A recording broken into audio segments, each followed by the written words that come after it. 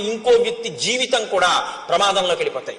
Scientific advancement తప్పనాలా, మనిషికి self restraint, తనని తాను నిగ్రహించుకోగలిగిన శక్తి లేకపోవడం తప్పనాలా? నిగ్రహం లేకపోవడం తప్పు. నిగ్రహం అస్తమానం నీకు ఎవడు నేర్పుతాడు? అంగుళం అంగుళం పోలీసులు పెట్టి నీకు నేర్పుతారా? మనిషివి కాబట్టి నీకు ఉండాలి. మనిషి మనిషిగా ఎలా బతకాలో రామాయణం చదివితే వస్తుంది.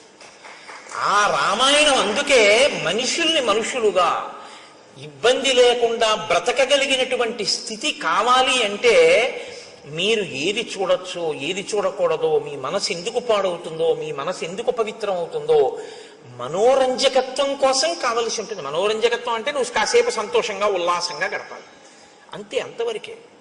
ఒక్కొక్క దాని ప్రయోజనం దేని కొరకు అంటే దాని ప్రయోజనం అంతవరకే. నువ్వు ఉల్లాసంగా కాసేపు ఏదో బడలిపోయావు, కాసేపు ఏదో కాస్త ఉల్లాసంగా ఉండాలి. కాబట్టి ప్రమాదకరము కానటువంటి ఉల్లాసభరితమైనది చూడడానికి నువ్వు కొన్నింటిని వాడుకోవాలి. వినోదం హద్దుల్లో ఉండాలి. వినోదం హద్దులు దాటిపోయి వెళ్ళిపోయి మేము సమాజాన్ని బాగు చేయడానికి ఇవన్నీ తీయలేదన్న మాట నువ్వు అనకూడదు, తప్పది. దాని ప్రభావం సమాజం మీద ఉండి తీరుతుంది. నువ్వు ఆ మాట అంటే ఎలా అవుతుంది? కుదరదది. కాబట్టి ఇవాళ ఈ హద్దులు ఎందుకు దాటిపోయామంటే మనం రామాయణాన్ని మరిచిపోకుండా ఉండగలిగితే మనం ఖచ్చితంగా హాయిగా ఆనందంగా ఏ వస్తువుని ఎక్కడ వరకు వాడుకోవాలో అక్కడ వరకు వాడుకోగలిగిన ప్రజ్ఞ భాషించి ఉండేది. ఇది రామాయణం చెయ్యగలిగినటువంటి గొప్ప ప్రయోజనం. ఇది మీరు పిల్లలు చూడండి, ఏదైనా కథ చెప్పమ్మమ్మ, ఏదైనా కథ చెప్పు తాతయ్య అంటారు. ఏం కథ చెప్తాను? రాత్రి 7ంటికి సీరియల్ వస్తుంది చూడు అంటే వాడు అదే చూసి మీరు అదే చూస్తే, మీరు అంటే మీరు కాదు, మీరేం చూడరు, నా గురించి నేను చెప్పుకునేది. కాబట్టి అసలు ముందు మనకొకటి వస్తే రా నీకొక చెప్తాను, కూర్చో. ఏమైందో తెలుసా? ఒకసారి సుగ్రీవుడు ఏం చేశాడో తెలుసా? ఏం చెప్పారో తెలుసా? హనుమ, అదిగో నువ్వు దండం పెడతావే ఆ స్వామి బుద్ధిమతాం వరిష్టం. ఏం చెప్పారో తెలుసా? ఇదిగో కాలం దాటిపోతే ప్రమాదం వస్తుంది, వేళపట్టును చెయ్యవలసింది వేళపట్టును చెయ్యాలని చెప్పారు అని ఈ ఘట్టాన్ని చెప్పండి. ఆ పసిపిల్లల మనస్సు మీద కాలము యొక్క విలువ, చేయవలసిన వేళకి చెయ్యడం అనేటటువంటిది ఎంత ముఖ్యమో నాటుకుంటుంది. పిల్లల హృదయాలు ఎటువంటివో తెలుసా అండి? బాగా దుక్కి దున్ని నీరు పెట్టి ఇంకా మీరు విత్తనం వేయడానికి సిద్ధంగా ఉన్నటువంటి సుక్షేత్రములవి. అక్కడ మీరు తులసి గింజలు వేశారనుకోండి, అది తులసివనం. మీరు అక్కడ ఆకుమడి వేస్తే అది వరి చేను, మీరు అక్కడ చెరుకు వేస్తే చెరుకు తోట, మీరు మారేడు చెట్లు వేస్తే మారేడు, మీరు గంజాయి మొక్కలు వేస్తే గంజాయి వనం. వేసేవాడి మీద ఉంటుంది తప్ప క్షేత్రంలో తప్పు లేదు.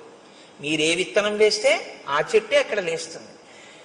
తప్పంటూ ఎక్కడైనా ఉంటే మనం పిల్లల మనసుల్లో వెయ్యకూడనివి వేసిన పెద్దలది తప్పు తప్ప అది పుచ్చుకోవడానికి సిద్ధంగా ఉన్న క్షేత్రంది ఎప్పుడూ తప్పు కాదు. అందుకే పిల్లల మనసుల్లో వెయ్యవలసిన విత్తనం వెయ్యడం తన బాధ్యతగా గుర్తించకపోవడం కూడా దోషమే. తన కర్తవ్యం తను చెయ్యాలి, పిల్లలకి చెప్పవలసింది తాను చెప్పాలి. వాళ్ళు విన్నారా వినలేదా నీకు అనవసరం. నీ కర్తవ్యం నువ్వు చేసావా లేదా? ఒక్కడు బాగుపడ్డాడు చాలు. నీ పిల్లలకి నువ్వు చెప్పాలి, వాడు విన్నాడా వినలేదా నీకు అనవసరం. నీ కర్తవ్యం నువ్వు చెయ్యి. ఇది శ్రీరామాయణం మనకి నేర్పుతుంది. కాబట్టి హనిష్యామి సబాంధవం, వాలిని ఒక్కడే చంపేశాను ఒక బాణంతో, సుగ్రీవుణ్ణి సబాంధవంగా బంధువులందరితో చంపేస్తానని చెప్పి. ఇప్పుడు ఈ మాట లక్ష్మణుడు ఇది విన్న తర్వాత అన్నయ్య అంత బాధపడుతున్నాడు అంటే ఊరుకుంటారండి. ఈ రెండిటికి ఒక తేడా ఉంది. ఒకటి అంటిస్తే పేలిపోతుంది, ఒకటి పేలద్దులే అనుకుంటే ఆగిపోతుంది. దీనికి ఆ నిగ్రహ శక్తి ఉంది, దానికి ఆ నిగ్రహ శక్తి తక్కువ. కాబట్టి ఇప్పుడు రాముడు అమ్మ బాబోయ్ వీణ్ణి వెళ్ళమన్నాను, నేను బాధపడ్డం విన్నాడు, ఇప్పుడు వెళ్ళి సుగ్రీవుని చెప్పేస్తాడు బాణం వేసి. అక్కడ పరిస్థితి కొంచెం ఏమైనా తేడాపాడాగా అసలు నన్ను పట్టించుకోనట్లు కనపడితే బాణమే వదిలిపెట్టేస్తాడంతే. కాబట్టి వెంటనే పిలిచి అన్నాడు, నహివై తద్విధో లోకే పాపమేవం సమాచరేత్ పాపమార్గేణ యో హంతి సవీర పురుషోత్తమ. నాన్న యుక్తాయుక్త విచక్షణతో బాగా ఆలోచించి కేవలము పాపాత్ముడే, ఇంకా వాడు మారడానికి అవకాశం లేదన్న వాణ్ణి చంపాలి తప్ప మారడానికి అవకాశం ఉంది. వాడు ఒక మాట చెప్తే మారతాడు. ఏదో తప్పు జరిగిపోయింది, వాడు తాను మరిచిపోయి ఏదో వ్యసనానికి లోనైపోయి కాలాన్ని మరిచిపోయి కామమునకు వశుడై ఉన్నాడు తప్ప చెప్తే ఇప్పుడు విని మళ్ళీ బుద్ధి మార్చుకునేవాడు అనుకుంటే చెప్పకూడదు సుమా. అందుకని తొందరపడి సుగ్రీవుని చంపేశావు. అటువంటి పని చెయ్యకు. నేదం అద్యత్వయా గ్రాహ్యం సాధువృత్తేన లక్ష్మణ తాం ప్రీతిం అనువర్తస్య పూర్వవృత్తంచ సంగతం. నువ్వు వెళ్ళేటప్పుడు సుగ్రీవుడితో పూర్వ స్నేహం ఎలా ఉండేదో, మనం అందరం ఎంత ప్రేమగా మాట్లాడుకునే వాళ్ళమో, మన పట్ల సుగ్రీవుడు ఎంత ప్రీతిపాత్రుడో బాగా స్మరించుకుంటూ వెళ్ళు. మీరు ఏది స్మరించుకుంటూ వెడితే మనసు అలా ఉంటుంది. మీరు వ్యగ్రతతో అన్నయ్య కోపమే తలుచుకుంటూ వెడితే కట్టలు తెచ్చుకుంటుంది. మీరు ప్రీతిని స్మరించుకుంటూ వెడితే కొంచెం మంచి మాట చెప్పడానికి అవకాశం ఉంటుంది. అప్పుడు మనసు మీ అదుపులో ఉంటుంది. లక్ష్మణుడి మనసు లక్ష్మణుడి అదుపులో ఉండేటట్టు చూస్తున్నాడు. ఏ మనసు లక్ష్మణుడి అదుపు తప్పుతోందని గుర్తించాడో దాన్ని మళ్ళీ లక్ష్మణుడి అదుపులోకి తీసుకెడుతున్నాడు. అందుకని కదండి గురువు అయ్యాడు ఆయన, మహానుభావుడు. అందుకని నేను గురువుగా అనువర్తిస్తున్నానన్నాడు ఆయన. మాట ఎంత ప్రమాదమో ఒక్కొక్కరు ఇంకొకరు ఖేదపడితే చూడలేరు. అంత ప్రీతి ఉంటుంది.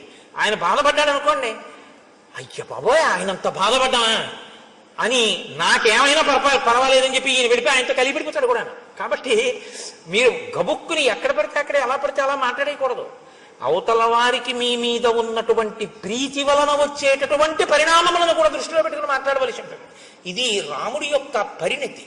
కాబట్టి వెంటనే వెనక్కి పిలిచి సామోపహితయా వాచ రూక్ష్మాణి పరివర్జయన్ వక్తుం అర్హసి సుగ్రీవం వ్యతీతం కలపర్యయే.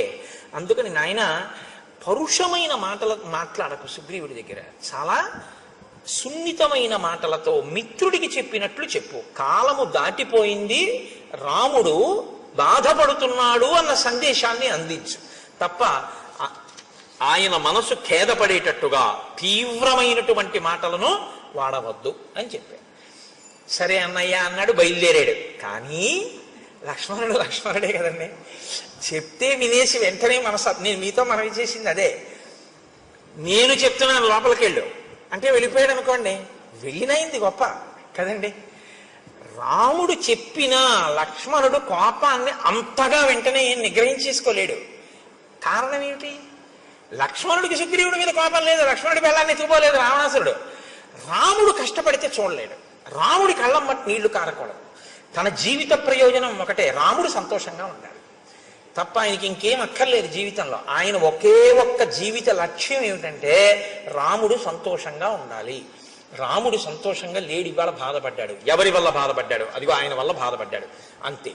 ఇంకిప్పుడు ఎంత కోపంగా ఉంటాడంటే ఇంకా అదుపు చేసుకోలేకపోయాడు కోపాన్ని అన్నది చెప్పడానికి మహర్షి ఎంత అందంగా చెప్తారో తెలుసా అండి.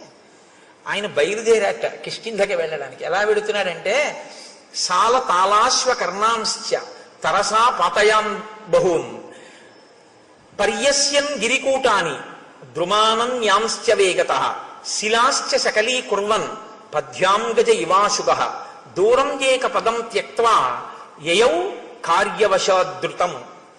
ఆయన కాలిబాట వెంట నడిచి వెళ్ళడానికి వీలైనటువంటి చక్కని బాట ఒకటి ఉంది కిష్కింధకి, కానీ అది కొంచెం దూరం. ఇప్పుడు ఆ బాట వెంట వెళ్ళటలేదట. కోపించినటువంటి ఏనుగు ఎంత వేగంగా వెడుతుందో అలా బుసలు కొట్టుకుంటూ రుసరుసలాడిపోతూ పక్కన ఉన్నటువంటి అడ్డదారిలో వెళ్ళిపోతాడట. వెళ్ళిపోతున్నవాడు ఏం చేస్తున్నాడు? సాల తాళాశ్వ కర్ణాంశ్చ తరసా పతయన్ బహూన్. అక్కడ కనపడినటువంటి అనేకమైన వృక్షములను కోకటి వేళ్లతో పెకల్చేసి పైకి విసిరేస్తున్నట్టు. పర్వత శిఖరములు కనపడితే పరిగెత్తుకుంటూ వెళ్ళి ఆ శిఖరములను ఊపేసి వాటిని చేత్తో పట్టుకుని ఆకాశంలోకి విసిరేసి ముక్కు ఇలా అనుకుంటూ బుసలు కొడుతూ ఆ వెళ్ళిపోతున్నప్పుడు శిలాశ్చ సకలీకుర్వన్ అలా వెళ్ళిపోతూ చూడండి రాయి కనపడుతుంది, దాన్ని ఒక్క తన్ని బదలు కొట్టేస్తున్నట్టు. ఎందుకు? తన దారిని తాను వెళ్ళాలి. కానీ ఒక్కొక్కరు చూడండి నడుస్తూ రాళ్ళు తంతుంటాడు, అది ఎవరి మీదకో వెళ్ళి తగులుతుంది. అలా శిలాశ్చ సకలీకుర్వన్ రాళ్ళు బద్దలైపోయేటట్టుగా తంతున్నట్టు వాటిని తంతు పద్యాంగజ ఇవాశుగ అత్యంత వేగంతో వెళ్ళిపోతున్న ఏనుగుల దూరం ఏక పదం త్యక్త్వా ఆ సౌకర్యంగా వెళ్ళగలిగినటువంటి మార్గాన్ని విడిచిపెట్టేసి యయౌ కార్యవశాధృతం, పనిని సాధించుకోవడం కోసమని దగ్గర త్రోవలో వెళ్ళిపోతున్నట్ట. అంటే తనంత తాను అదుపు చేసుకోలేని కోపాన్ని సుగ్రీవుణ్ణి ఏమనద్దన్నాడు, సుగ్రీవుణ్ణి చంపద్దన్నాడు. ఇప్పుడు సుగ్రీవుణ్ణి చంపకుండా, సుగ్రీవుణ్ణి ఏమనకుండా నిగ్రహించుకోవాలంటే కోపాన్ని దేని మీద పెట్టాలి. అత్త మీద కోపం దుత్త మీద చూపించారంటారు. ఆఫీస్లో బాస్ని ఏమనలేక ఇంట్లో వచ్చి భార్యను తిడుతుంటారు ఒక్కొక్కడు. అలా ఉంటుంది. అందుకని చెప్పి ఇప్పుడు సుగ్రీవుణ్ణి ఏమనకూడదు కాబట్టి పాపం చెట్లు ఏం చేసాయి, వాటిని పీకేస్తున్నాడు. పర్వత శిఖరాలు ఏం చేసాయి, వాటిని పీకేసేసి ఆకాశంలోకి విసిరేస్తున్నాడు. రాళ్ళు ఏం చేసాయి, వాటిని బదులు కొట్టేస్తున్నాడు. అంటే కొంత కోపం తీరిపోతుంది అనమాట. అంటే ఇంకా తట్టుకోలేకుండా అన్నయ్య చెప్పిన మాటకి కట్టుబడాలి. మరి అన్నయ్య అందు భక్తి, అలా కట్టుబడాలంటే ఈ కోపం ఇంకోళ్ళ మీద చూపిస్తున్నాడు. అంటే కోపం పోయిందా, పోగొట్టుకునే ప్రయత్నంలో ఉన్నాడు ఇంకాను. కానీ తొందరగా వెళ్ళా సుగ్రీవుని అడగాల, అన్నయ్యని ఏడిపిస్తాడా వీడు, ఇది బాధ. అందుకని అడ్డత్రోవలో వెళ్ళిపోతున్నాడు. అంటే లక్ష్మణ భక్తిని ఆవిష్కరిస్తుంది. ఇంకా లక్ష్మణుడికి జీవితంలో రాముడు సంతోషంగా ఉండడం కన్నా ఇంకొక అన్య ప్రయోజనం లేదు. దీనివల్ల మనకేమర్థమవుతోంది, రాముడు సంతోషంగా ఉంటే లక్ష్మణుడు సంతోషంగా ఉంటాడు. రాముడు ఏడిస్తే లక్ష్మణుడు ఎవడు ఏడిపించాడని అడుగుతాడు, ఎవడు ఉండడం. అంతే కదా దాని అర్థం. అంతగా రామునితో మమేకమైపోయి రాముని యందు అంత భక్తి ప్రపత్తులు ఉన్నవాడు లక్ష్మణుడు. కాబట్టి ఇప్పుడు ఆయన గబగబ గబగబా బయలుదేరి ఆ కిష్కింధా సామ్రాజ్యం దగ్గరికి వెళ్ళాడు. బుసలు కొడుతూ ఊగిపోతూ ధనస్సు పట్టుకుని బాణాలు పట్టుకుని వస్తున్నటువంటి ఆ లక్ష్మణమూర్తి యొక్క స్వరూపాన్ని, ఆ నగరాన్ని కాపు కాస్తున్నటువంటి కొన్ని వేల మంది వానర యోధులు చూశారు. చూసి వాళ్ళు అదేమిటి అంత వేగంగా వచ్చేస్తున్నాడని ఆయన్ని చూసి భయపడి అటు ఇటు చెల్లాచెదరైపోయారు. కొంతమంది ఏమిటి యుద్ధానికి వస్తున్నట్టు వస్తున్నాడు అని ఒక మహానాదం చేశారు. కానీ తేజోమూర్తి అయిన లక్ష్మణుని యొక్క ఆ ఉద్ధతికి తట్టుకోలేక వాళ్ళందరూ దూరంగా పరిగెత్తి పారిపోయారు. సుగ్రీవుడు మాత్రం లోపల అంతఃపురంలో తారతో రుమతో వానరకాంతలతో విశేషంగా మధుపానం చేసి హారములన్నీ చెదిరిపోయి కనుగుడ్లు తిరుగుడు పడుతుండగా ఆ కామోపభోగము యందు రమిస్తున్నటువంటి వాడై ఉన్నాడు. అందుకని పైన ఏం జరుగుతోందో గ్రహించగలిగినటువంటి మనసు ఆయనకి లేదు. ఆయన మనసుని ఆయనే అటువంటి నిద్రావస్థలోకి ఆయన కోరుకున్న దాని పట్ల ఉద్రేకం పొందేటట్టుగాను ఆయన దాన్ని తయారు చేసుకున్నాడు. ఈశ్వరుడు చక్కని మనస్సుని మీకిచ్చి స్పందించగలిగిన శక్తితో కూడిన ఒక చక్కటి దాన్ని మీకు ఇచ్చాడనుకోండి, దాన్ని ఉత్ప్రేరకములతో మీకు కావలసిన రీతిలో ఉద్రేకపడేటట్టు మీరు తయారు చేసి స్పందించగలిగిన శక్తి దానికి చంపేస్తే ఈశ్వరుడిగా దోషం మందా? మనది. అక్కడ యజ్ఞవేది ఉందనుకోండి, ఒక యజ్ఞవేది వెలుగుతోంది, హవిస్సులు ఇస్తున్నారు, అందులోకి పట్టుకొచ్చి నేను సారా పోసాను అనుకోండి, ఇప్పుడు వేదికి ఇబ్బందా నాకు ఇబ్బందా? వేదికేమండి, ఆ వేదికేమవదు, అప్పటికి అపవిత్రం అవుతుంది. మళ్ళీ ఏదో ప్రాయశ్చిత్త కర్మ చేసి యజ్ఞం చేస్తారు. కానీ పోషిన నేను నాకిక నిష్కృతి ఏముంది? ఇక్కడ స్వయంగా పరమేశ్వరుడే కూర్చుని అగ్నిహోత్ర జ్వాలగా వెలుగుతున్నాడు. వెలిగి మనం వేసిన పదార్థాలన్నిటినీ ఆయన పచనం చేస్తున్నాడు. పచనం చేసి నెత్తుటిగా మార్చి దీంట్లోకి ప్రవహింపచేసి తెల్లవారేటప్పటికి పిప్పిని విసర్జించడానికి వీలుగా సిద్ధం చేస్తున్నాడు. నేను నిద్రపోతానేమో కానీ ఆయన నిద్రపోడు. అహం వైశ్వానరో భూత్వా ప్రాణినాం దేహమాశ్రితః ప్రాణాపాన సమాయుక్తం పచాన్యన్నం చతుర్విధం. ఆ అగ్నిహోత్రం వెలుగుతూనే ఉంటుంది. నేను నిద్రపోవచ్చు, ఆయన రాత్రి నేను తిని పడుకున్న దాన్ని లోపల యజ్ఞాగ్ని యందు పచనం చేసి దగ్ధం చేసి శక్తినిచ్చి పిప్పిని తెల్లవారేటప్పటికి సిద్ధం చేస్తాడు. అటువంటి అగ్నిహోత్రంలో మీరు పొయ్యకూడంది పోశారనుకోండి, ఇప్పుడు లోపల అగ్నిహోత్రానికి ఇబ్బందా? ఈశ్వరుడి ముఖం మీద పోసినందుకు నువ్వు పాపాన్ని మూట కట్టుకుంటున్నావా? ఆ తత్వాన్ని పరిశీలనం చెయ్యగలిగితే మీరు చెయ్యలేరు. బలహీనత నుంచి బయటపడడానికి ఒకే ఒక్క ఆధారం ఏమంటే అది ఎటువంటి అపచారమో మీరు గుర్తించడమే. అది అపచారమో అని మీరు గుర్తించగలిగితే, మీ మనసు పట్టుకోగలిగితే ఇక మీరు చేయలేరు. అదే మనసు తిరగబడుతుంది, వద్దు వద్దు తప్పిది, అలా ఎలా చేస్తావు అంటుంది. అలా ఎలా చేస్తావు అని అన్ననాడు మీరు ఇంక చేయలేరు. అలా ఎందుకు చేస్తామని ఎంతమంది చెప్పినా మీరు చేయకుండా ఉండలేరు. మీరు నా మాట పట్టుకున్నారో లేదో?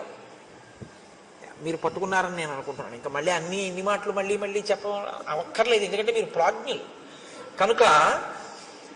ఇప్పుడు ఆ లోపలికి వెళ్ళినటువంటి ఆ లక్ష్మణుడు అంగదుణ్ణి చూశాడు. అంతఃపురం బయట అంగదుడు ఉన్నాడు. అంగదుణ్ణి పిలిచన్నాడు, సోంగదం రోషతాం రాక్ష సందిదేశ మహాయశాః సుగ్రీవ కద్యతాం వత్స మమాగమనమిచ్యుత ఏష రామానుజ ప్రాప్త త్వచ్చకాశం అరిందమ భ్రాతుర్వ్యసన సంతప్తో ద్వారి తిష్టతి లక్ష్మణ తస్య వాక్యే యది రుచి క్రియతాం సాధు వానర ఇత్యుక్త్వా శీఘ్రమాగచ్చ వత్సవాక్యమరిందమ. నువ్వు లోపలికి వెళ్ళి నీ పినతండ్రి అయినటువంటి సుగ్రీవుడితో ఒక మాట చెప్పు. రామచంద్రమూర్తి శోకమును పొంది ఉన్నాడని, రామచంద్రమూర్తి మాటలు చెప్పడం కోసం ఆయన తమ్ముడైన లక్ష్మణమూర్తి వచ్చాడని, ద్వారం వద్ద ఎదురు చూస్తున్నాడని, నీతో వచ్చి మాట్లాడాలనుకుంటున్నాడని లోపలికి వెళ్ళి నీ పినతండ్రితో చెప్పి, నీ పినతండ్రి ఏమనుకుంటున్నాడో వచ్చి నాతో చెప్పు అని ఆయన అక్కడ నిలబడ్డాడు. ఈ అంగదుడు లోపలికి వెడుతున్నాడు. అది మంత్రులంటే, సచివులంటే అది, దూరదృష్టి అంటే అది. ప్లక్షుడు ప్రభావుడు అనబడేటటువంటి ఇద్దరు ఆ మంత్రులు కూడా అంగదుడితో పాటు లోపలికి వెళ్ళారు. మంత్రులు లోపలికి వెడితే దాన్ని ఎవరు అభ్యంతర పెట్టడానికి వీలుండదు. అంగదుడితో పాటు వెళ్ళారు, వాళ్ళకి తెలుసు. ఇప్పుడు లక్ష్మణమూర్తి ఒక పిల్లవాడికి చెప్పాడు, యువరాజుకి. యువరాజుకు కూడా భయమే లక్ష్మణుడు అంటే. తీరా వెళ్ళిన తర్వాత ఇప్పుడు అంగదుడు కర్తవ్యం చేయడమా, అంగదుడు చెప్పిన దాన్ని బట్టి సుగ్రీవుడు ప్రాణాలు నిలబడ్డమా అన్నది ఎవరి చేతిలో ఉంది?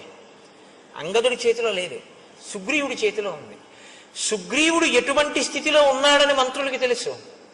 అసలు విపరీతమైనటువంటి భావోద్రేకంతో మధుపానాసక్తుడై కామాతురుడై ఉన్నాడు తప్ప అంగదుడు చెప్పింది చెవిలోకి వెళ్ళడం కాదు, మనసులోకి వెడుతుందా అన్నది చెప్పడం కష్టం. ఇప్పుడు అంగదుడితో లక్ష్మణుడు ఏమన్నాడు? వెళ్ళి చెప్పి బయటికి వచ్చి నాకేమైందో చెప్పన్నాడు. నించునున్నాడు. వెళ్ళి లోపల ఉండిపోతే కోపగిస్తాడు. ఇప్పుడు అంగదుడు కారణం అవుతాడు. అంగదుడు వెళ్ళి చెప్పిన తర్వాత చెప్తాడు, అయ్యా బయట లక్ష్మణమూర్తి ఎదురు చూస్తున్నారు, మీతో మాట్లాడతారట. తప్ప తాగి తూలుతూ అంతమంది కాంతలతో రమిస్తున్నటువంటి సుగ్రీవుడు అని ఊరుకున్నాడు అనుకోండి. ఎన్ని మాటలు చెప్తాడు? రాజు కాబట్టి తిరిగి వచ్చి ఆయన మధుపానం చేస్తున్నాడు, భార్యలతో క్రీడిస్తున్నాడు, నేను చెప్పాను కానీ ఆయన చెవికి ఎక్కినట్టు లేదు అన్నాడు అనుకోండి. ఏ సుగ్రీవుడు బతుకుతాడా? ఇక బతకడు. ఈ దోషానికేగా కాలం దాటిపోయింది. కాబట్టి ఇప్పుడు అంగదుడు వచ్చి చెప్పడం కాదు, అంగదుడు వచ్చి చెప్పే లోపల సుగ్రీవుడి ప్రాణములు నిలబడేటట్టుగా చెయ్యాలి ముందు. కాబట్టి వీళ్ళని వెళ్ళమనలేదా కాదు, ప్రభు ప్రాణములను కాపాడడం అన్నది అంగదుడు వెళ్ళి రావడంలో ఉంది. కాబట్టి పిల్లాడి మీద వదిలేసి పెద్దవాళ్ళు కూర్చోవడం కాదు, చెప్పినా చెప్పకపోయినా తాము వెళ్ళాలి, వెళ్ళి ప్రభువుని రక్షించుకోవాలి. ఇప్పుడు ఇది ఒక క్లిష్ట పరిస్థితి వచ్చింది కాబట్టి అందుకుని వెళ్ళారు వాళ్ళిద్దరూ లోపలికి. అంటే మంత్రులు అన్న వాళ్ళ యొక్క నడవడి ఎలా ఉండేదో, ఎంత గొప్పగా ప్రవర్తించేవారో, ఎంత దూరదృష్టితో వాళ్ళు ఉండేవారో ఒక సంఘటనని చూస్తే శ్రీరామాయణాన్ని పరిశీలనం చేస్తున్నప్పుడు ఆశ్చర్యంగా ఉండదు. పెద్దరికము అన్న మాట యొక్క బాధ్యత, కర్తవ్యం ఏమిటో. పెద్దరికం ఉన్నవాడు విషయాన్ని మనసులో పెట్టుకుని అది పగలకుండా ఎలా రక్షించాలో, ఎంత జాగ్రత్తగా తాను ప్రవర్తించవలసి ఉంటుందో. రామాయణం చదివితే మీకు అటువంటి ఆలోచన ధోరణి అలవాటు అవుతుంది. పెద్దరికం అన్న మాట పెద్దరికంగా నిలబెట్టుకోవడం అలవాటు అవుతుంది. కీర్తి కోసం పెద్దరికం కాదు. ఏరా ఇంతసేపు అయింది, నువ్వు నమస్కారం పెడతావో లేదో అని చూస్తున్నాను, నేనెందుకు కనపడతాను రా అండం కాదు పెద్దరికం అంటే. వస్తున్న ఇబ్బందుల్ని కడుపులో పెట్టుకుని అవి పగలకుండా రక్షించగలిగినటువంటి నైపుణ్యంతో ప్రవర్తించగలగడం పెద్దరికం. అది నీకు ఉండాలి. అంతేగాని పెళ్లిలో మనం చూస్తుంటాం, కొంతమంది కాలు మీద కాలేసి కూర్చుంటారు. ఏ మనవడి వరసవాడో ముని మనవడి వరసవాడో అలా వెళ్తుంటాడు. వీళ్ళు పలకరించరు. అంటే వీళ్ళు పలకరిస్తే వీళ్ళ మర్యాద పోయినట్టు. పాపం ఆ పిల్లాడేదో అటు ఇటు తిరిగి అందరినీ పలకరించి ఒక గంట పైకి మీ తాతగారు అదిగోరా అంటారు. వచ్చి తాతయ్య నేను ఇదిగో ఇప్పుడే వచ్చాను తాతయ్య బాగున్నావా అంటాడు. చూస్తున్నాను రా 11ంటికి వచ్చావు 1 గంట అయింది తాతయ్య ఇప్పుడు కనపడ్డాడు నీకంటాడు. నువ్వు చూసావుగా నువ్వెందుకు వెళ్ళి పలకరించావు? కాల్సనా నీ పెద్దరికం? మనవణ్ణి చూసి నువ్వు వెళ్ళి పలకరించలేవు? ఏమిటి నీ పెద్దరికం? నీకు నమస్కారం చేయాలని నువ్వు అనుకుంటే రోడ్డు పక్క పెరిగిన చింత చెట్టుకి నమస్కారం చేయాలి. నీకన్నా ముందు పుట్టింది అది. వయస్సు వల్ల కాదు పరిణితి, జ్ఞానము వలన పరిణితి, నీ ప్రవర్తన వలన పరిణితి. అన్ని వేళలా వయస్సుతో పెద్దరికాన్ని గౌరవించడం కూడా చాలా కష్టంగా ఉంటుంది. ఆ పరిణితిని సంతరించుకోకపోతే ఆ పెద్దరికాన్ని భరించడం కష్టం. కాబట్టి పెద్దరికం వయస్సుతో పాటు అనుభవాన్ని పెంచుకోవాలంటే ఒక్కటే రామాయణం చదువుకోవడమే. రామాయణం బాగా చదువుకుంటే ఇలా ఉండాలన్నమాట అని బాగా అర్థమవుతుంది. ఎక్కడ ఏ పరిస్థితి ఉందో అక్కడ తాను చొరవ తీసుకుని వెళ్ళి నాన్న ఇలా కాదు ఇలా చెయ్యి అని చక్కగా చెప్పి కార్యం బాగా జరిగేటట్టు చేసి నా పెద్దరికం నిలబడింది చక్కగా చేయించేశాను కదా అని పొగట్ట కోసం ఆశించకుండా నువ్వు వెళ్ళిపోతావు అంతే సంతోషంగా. అది పెద్దరికం అన్న మాటకు అర్థం. తప్ప నాకేమిస్తారు దీనివల్ల, నాకేమొస్తుంది ప్రయోజనం దీనివల్ల, ఇక్కడ నా పెద్దరికం గుర్తించారా లేదా? కొంతమంది చూడండి చాలా ఆశ్చర్యంగా ఉంటుంది. బ్రహ్మస్థానంలో ఒక ఆయన కూర్చుంటారు, ఆయనకి తెలియదండి వైదిక మార్గం, ఆయన చేయిస్తాడు. కాదు ఆవిడ ప్రత్యేకం ఓ చిన్న చాప ఒకేసుకు అక్కడ కూర్చుంటుంది. కూర్చుని మా ఇంట్లో అది అలవాట్లేదు అది వద్దంటుంది. అదేమిటమ్మా వేదప్రోక్తం అమ్మా ఇది చెయ్యాలి, మాకు అలవాట్లేదు వీలు లేదంటుంది. ఏం తెలుసు? ఏం తెలియదు. ఏం తెలియకపోయినా ఎందుకు అలా అంటాం అంటే పెద్దరికం. అలా చేయిస్తే తన పెద్దరికం నిలబడిందని ఓ సంతోషం. ఇప్పుడు అది ఇచ్చేపి కొంచెం అలా కుదరలేమ్మా నువ్వు ఊరుకో అమ్మా చెయ్యి అన్నారనుకోండి, ఇంకా నేను ఎందుకని పెట్టేసరి చేసుకుంటున్నా ఆవిడ. అదేమిటి పెళ్ళింట్లో నేను అలా చెయ్యొచ్చా, ఇదేమి పెద్దరికం అని ఉండదు. మీరు జాగ్రత్తగా గమనించండి. నేను ఎవరి మీద ఆక్రోశంతో మాట్లాడటం లేదు. పెద్దరికం అన్నది దేనికి పనికి రావాలంటే తనకన్నా వెనక పుట్టిన వాళ్ళ సంతోషానికి పనికి రావాలి. తనకన్నా వెనక పుట్టిన వాళ్ళందరినీ ఏడిపించడానికి పనికి వచ్చిన పెద్దరికం కాల్సనా దేనికండి? అది అలా ఉండకూడదు, తప్పది. నేను రామాయణం చెప్తూ అలాగే చెప్పగలను, ఇంకోలా చెప్పడం నా చేత కాదు. ఒకవేళ నేను చెప్పింది అంత బాగుండకపోతే నన్ను క్షమించాను. కాబట్టి ఇప్పుడు అంగదుడు లోపలికి వెళ్ళాడు, ఆయనతో పాటు మంత్రులు కూడా వెళ్ళారు. ఇప్పుడు వెళ్ళినటువంటి అంగదుడు సుగ్రీవుని యొక్క కాళ్ళకి నమస్కారం చేశాడు, తారకాళ్ళకి నమస్కారం చేశాడు, రుమకాళ్ళకి నమస్కారం చేశాడు. అంటే ఇద్దరు భార్యలతోటి శయనాగారంలో బాగా మధువు సేవించి తానుండడం కాదు, ఆయన భార్యలు కూడా సేవించి ఉన్నారు, ఆ స్థితిలో ఉన్నారు. అటువంటి చోట ఒక కొడుకు వెళ్ళి నమస్కారం పెట్టి మాట్లాడడానికే చాలా ఇబ్బందిగా ఉంటుంది. మీరు ఆలోచించండి. నేను ఒక్క మాట చెప్తా, అంతకన్నా దాటి చెప్పడం నా సంస్కారానికి కూడా ఇష్టం ఉండదు. వాళ్ళు తల్లులు, ఆయన తండ్రి, వాళ్ళు అలా ఉండగా ఓ కొడుకు వెళ్ళి నమస్కారం చేయడం అన్నది ఆయనకి ఎంత బాధగా ఉంటుంది మీరు ఆలోచించండి. ఇంకొకప్పుడు ఇలా ఉండకుండా ఉంటాడు, వెళ్ళి చెప్తాను మా నాన్నగారికి అనడానికి అలా ఉండకుండా తండ్రి ఉంటాడన్న నమ్మకం లేని స్థితిలోకి వెళ్ళిపోయి ఉన్నాడు ఆయన. కాబట్టి ఇప్పుడు లక్ష్మణుడికి చెప్పుకోలేడు అంగదుడు. ఇది చిన్నపిల్లల్ని ఇబ్బంది పెట్టే పెద్దరికంగా మారడం అంటే. కాబట్టి ఇప్పుడు పాపం అలాగే వెళ్ళి నమస్కారం చేశాడు. నమస్కారం చేసి అంజలి ఘటించి చెప్పాడు. లక్ష్మణమూర్తి కోపంగా ఉన్నారు, రాముడు శోకంతో ఉన్నట్ట, ఆయన చెప్పమన్నది చెప్పడానికి వచ్చాడు, ఎదురు చూస్తున్నాడు, నిన్ను కలుస్తానంటున్నాడు, నన్ను వచ్చి ఏ మాట చెప్పమన్నాడు, కాబట్టి నేను ఏం చెప్పను అని అడిగాడు. ఈయన చెప్పిన మాట ఆయన మనసులోకి వెళ్ళలేదు, ఆయన తలకెక్కలేదు.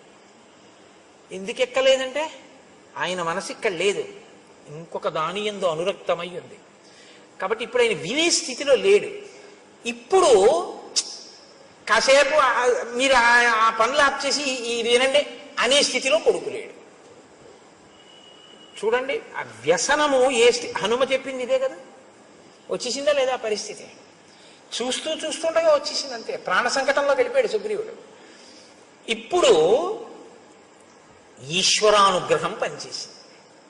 కేవలం మిత్రుడు చంపకూడదు అనుకున్న రాముని యొక్క అనుగ్రహమే బహుశా సుగ్రీవుణ్ణి కాపాడింది. లక్ష్మణుని యొక్క కోపంతో లక్ష్మణుడు దగ్గరికి వచ్చి అంగదుడు మాట చెప్పిన తరువాత లోపలికి వెడదామని ముందుకు నడిచొస్తున్నటువంటి లక్ష్మణుణ్ణి చూసి భయపడిపోయినటువంటి కొన్ని వేల వానరములు ఏకకాలంలో ఒక పెద్ద నాదం చేశాయి.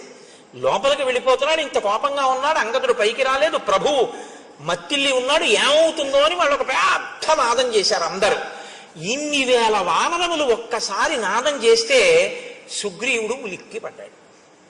అంటే ఆయన ఎంత తాగి ఉన్నాడో, ఎంత మత్తులో ఉన్నాడో మీరు ఆలోచించారు.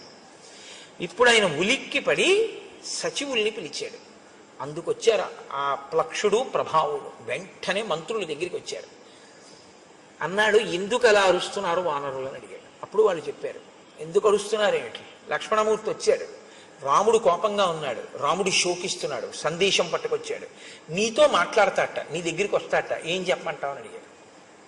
అడిగితే ఇప్పుడు అన్నాడు, సర్వదా సుకరం మిత్రం దుష్కరం పరిపాలనం అనిత్యత్వాచ్చ చిత్తానాం ప్రీతిరల్పేపి భిద్యతే.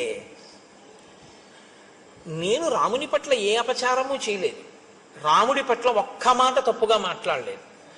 బహుశా రాముడితో నా స్నేహాన్ని చెడగొట్టడానికి నేనంటే కిట్టని వాళ్ళు ఎవరో నేను సుఖపడ్డం ఇష్టం లేక రామలక్ష్మణులకి నా మీద ఏవో చాడీలు చెప్పి ఉంటారు. చెప్పినా రామలక్ష్మణులు నమ్మకూడదే, ఇంత ఆగ్రహం ఎందుకు వచ్చింది అని ఇప్పుడు పెద్దల మాటలు జ్ఞాపకానికి వచ్చాయి. ఇప్పుడు అన్నాడు, సర్వదా సుకరం మిత్రం దుష్కరం పరిపాలనం. స్నేహం చెయ్యడం మొదలు పెట్టడం తేలిక, స్నేహాన్ని నిలుపుకోవడం చాలా కష్టం అన్నాడు. అంత పెద్ద మాట చూడండి. ఈ ఏడాది మీకు ఒకళ్ళని పరిచయం చేస్తాడు. పరిచయం చేసి, ఈయన నాకు ఆప్తమిత్రుడండి, ఈయన నాకు కుడి చెయ్యి అంటాడు. ఓ 2 ఏళ్ళు పోయాక ఆయన మళ్ళీ వస్తాడు. ఏమంటే మీ పక్కన ఆయన ఉండేవారు కదా, ఆయన మీ కుడి చెయ్యి అనేవారు కదా, ఆయన ఏది అంటాడు. అప్పుడు తెలుసుకోలేకపోయానంటే వాడు దుర్మార్గుడు, వాడిని వదిలేశానంటాడు. ఇప్పుడు వచ్చిన ఆయన ఏమనుకుంటాడు, ఒరే కుడి చెయ్యి అనేవాడు అంత గొప్పగా చెప్పేవాడు ఈడరా, ఇప్పుడు మళ్ళీ 2 ఏళ్ళు పోయాక వచ్చేటప్పటికీ అబ్బాయి వాడు ద్రోహం అంటున్నాడు ఏమిటి అనుకుంటాడా? అనుకోడా? తనంత తాను విడిచిపెట్టేయవలసినంత స్థితిని అవతలవాడు కల్పించుకుంటే తప్ప, మీరందుకే స్నేహం మొదలుపెట్టేయడం చాలా తేలిక, స్నేహాన్ని నిలబెట్టుకోవడం చాలా చాలా కష్టం. ఇప్పుడు అంటున్నాడు ఆ మాట, రాముడితో స్నేహం మొదలు పెట్టడం తేలికైంది, ఇప్పుడు ఆ స్నేహాన్ని నిలబెట్టుకోవడం కష్టం అవుతోంది. ఎందుకో తెలుసా? అనిత్యత్వాచ్చ చిత్తానాం. మనసు ఉంది చూశారు, ఇది ఒకలా ఉండదు, ఒక్కొక్కప్పుడు ఒక్కొక్కలా ఉంటుంది. అప్పుడు మాట ఇచ్చాను, ఇప్పుడేమో ఇలా ఉన్నాను. చూశారు ఎంత ప్రమాదం వచ్చిందో? ప్రీతి రల్పేపి భిద్యతే. చిన్న విషయానికి ఒక్కొక్కసారి చాలా ప్రమాదాలు వచ్చేస్తాయి. కాబట్టి స్నేహాన్ని నిలబెట్టుకోవడంలో ఇబ్బంది వచ్చింది అన్నాడు. అని ఇప్పుడు రాముడు చేసినటువంటి మేలు ఏదైతే ఉందో దానిని మాత్రము నేను ఎన్నడూ మరువను. అంతటి మహానుభావుడు రామచంద్రమూర్తి నాకంత ఉపకారం చేశాడు. ఆయనకి నేను ఏ చిన్న ప్రత్యుపకారము చేయలేకపోతున్నాను అని బాధపడుతున్నాను. వాలిని వధించి నాకు రాజ్యం ఇచ్చాడు. ఇవాళ నేను అనుభవించే సుఖాలన్నీ కూడా రాముడు పెట్టిన భిక్ష.